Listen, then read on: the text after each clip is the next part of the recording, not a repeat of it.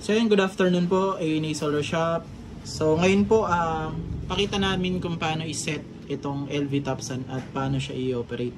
So ito pala yung 3 kW version ng LV Topsan na new version toroidal. So ito po siya. And then, pakita ko muna yung physical appearance niya. Nandito yung terminal ng battery. Nandito yung AC input and AC output na port. So ayun po, kunting tips lang po para hindi kayo masiraan dito sa LV Topsan at sa mga ibang hybrid off-grid inverter po. So lalo na dun sa mga line to ground ang connection po.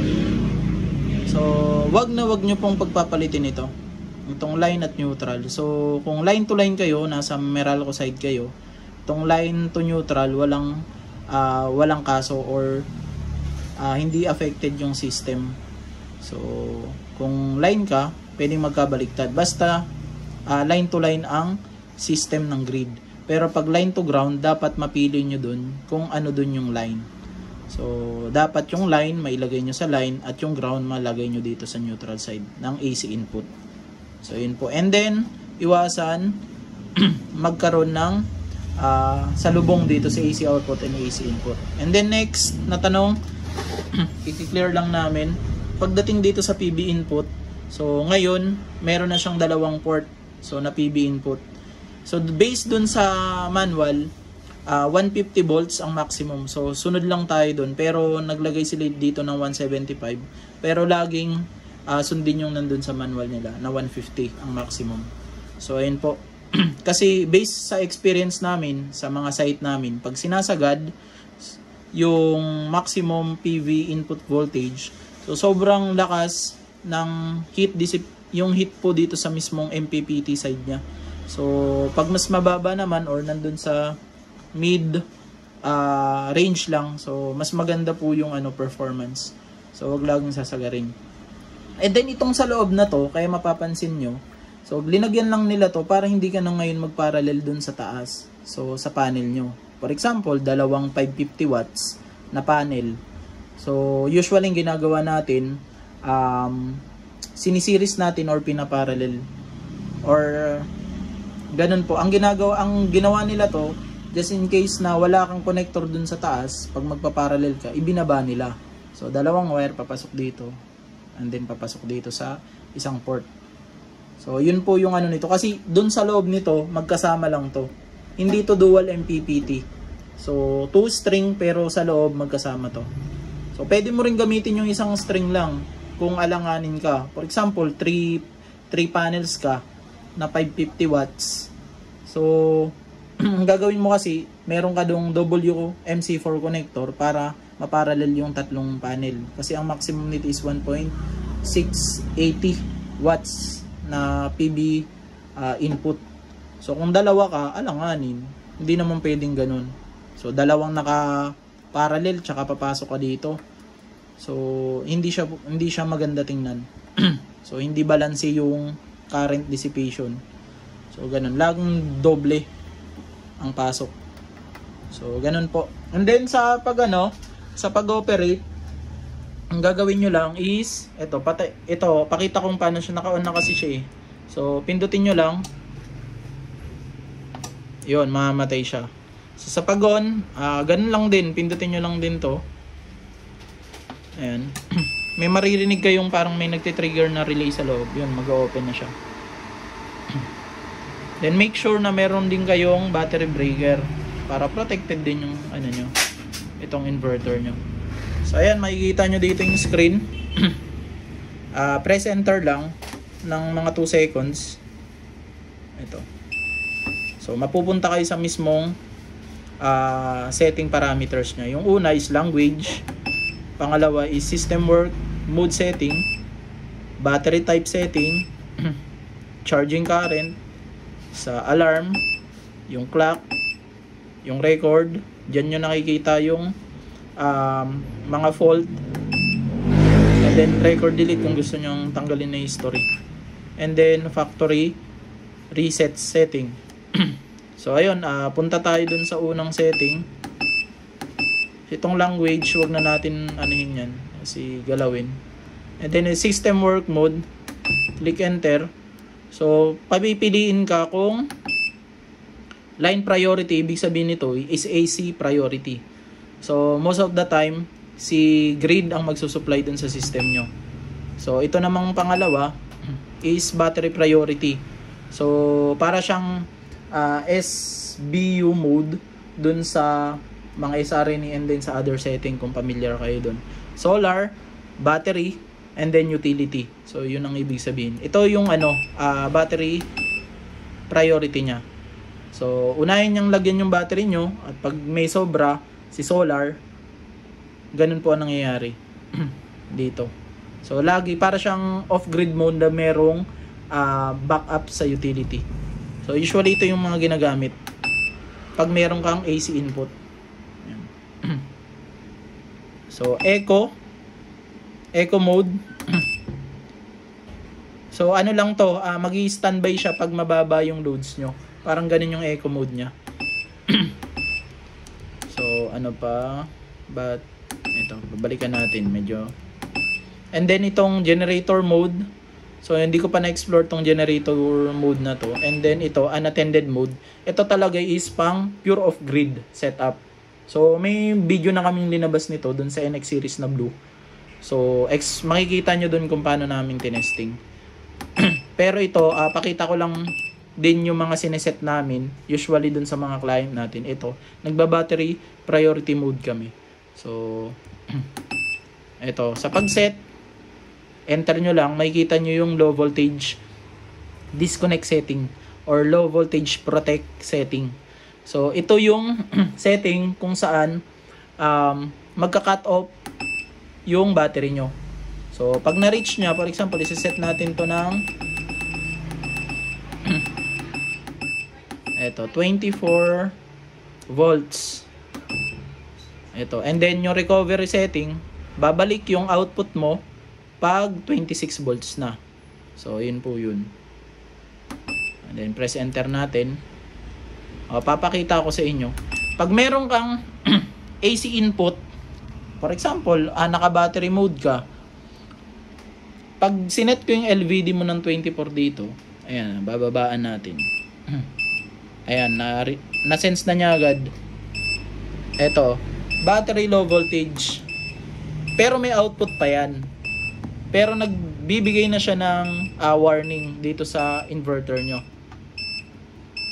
Pag meron kang AC input, automatically, yung AC input mo magsusupply dun sa loads mo at i-charge niya yung battery nyo. Ganun siya, lilipat yan. And then, ganun lang. Pag tinasan ko naman sa 26 volts yan, mawawala na yung alarm. Ayan. Medyo, ayan. Nawala na yung alarm. So, ayun. Ganun yung battery mode nang walang AC input. So, itong unattended mode naman, papakita ko sa inyo kung paano siya nag-work. Para isang video na lang. Panoodin nyo. Medyo matagal lang tong video natin. System work mode. Punta tayo dito. Unattended mode. Ito. Yung low voltage 24 and recovery 26. So, pakita natin sa 24 volts, dapat ito mag-standby. So, 24 volts. Tingnan natin. Ayan, binaba ko na. Ayan. Binaba ko ng, hindi ko kasi matansya masyado tong ko, power supply ko. Ayan. So ayan, binaba ko na. Ayan, 23.9. Ang nangyari, nag-standby siya. Ayan wala nang output yan. Checkin natin So ginagawa nga to sa pure off-grid setup para fully protected yung system nyo. So ito, makita ko.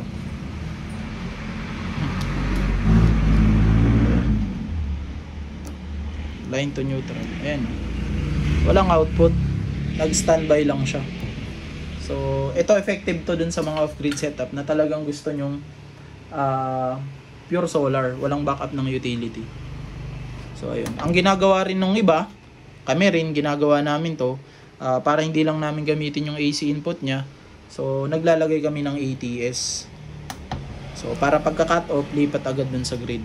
Hindi na namin ginagamit yung internal ATS nito. So, ayun, iba-ibang setup. And then, ayun, hintayin natin itong gagawin kong 26. Tingnan natin kung babalik yung out. Ayun, bumalik na. So, nabuhay yung inverter. And, checkin natin kung may output.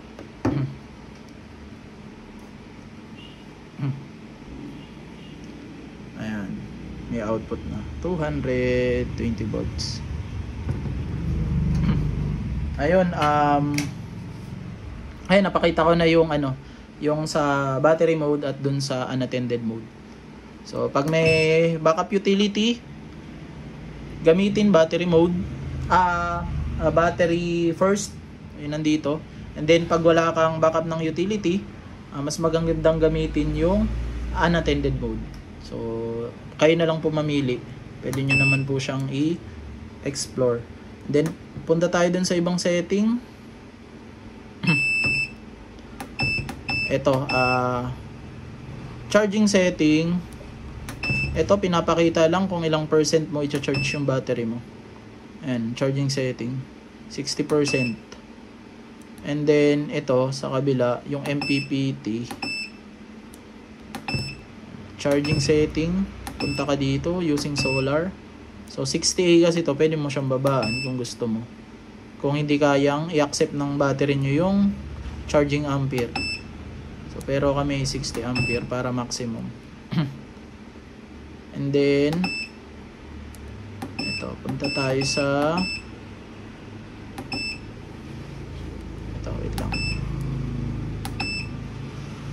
Ito, battery type setting. So, ito, meron kang option.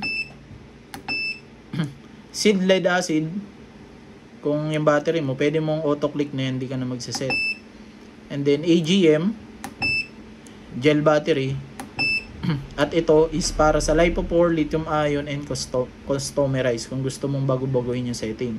So, pupunta ka dito, for example, naka LiPo4 ka na LV Topsan, yung 25.6 nya. So, ayan. Pwede mong baguhin yung charging voltage nya. So, kung ang charging voltage niya is 29 volts, 29.6, ayan.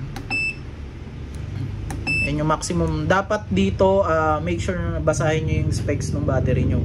So, para hindi mag-bloat or masira. Kasi pag mali ang setting nyo dito, pwedeng sirain ng inverter yung battery nyo. So, ayun. So, ayan. Gawin natin 29.6 kung naka-LiPo4 kayo. Oh, mataas na nga ata yun eh. Balik tayo. Battery type setting. Yun lang. Yun lang yung hinihingi. Charging voltage lang. So, usually ganun lang naman eh. Bulk voltage lang hinihingi pag LiPo4. So, ayun lang po. Yung makikita natin dito. Dun sa 5 kilowatt version niya, ang nadagdag lang dun, meron lang breaker dito sa side na to. Meron din siyang BMS scan para sa battery. So, dun sa may mga Pylon Tech protocol, so pwedeng mag-communicate yung battery nyo dun. Pero dito wala siyang port para dun sa CAN communication. So, wala po yun. Wala po dito. So, ito itong RS485, I think ito is para dun sa wifi nya.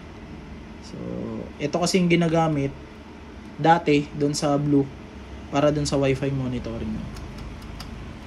So, ayun po. So, available po ito dun sa shop namin, A&A Solar Store, sa Facebook and A&A Solar Shop po. So, ayan po yung shop namin. Kompleto po dito. One-stop shop po dito. May mga panel. Ayan po. So, ayan po. Then, marami pa tayong mga stock na batteries. So, ayun po. Maraming salamat po sa inyo. At ito po yung may bibigay naming information regarding with the 3 kilowatt 24 volts na LV Topsan na new version. Thank you po.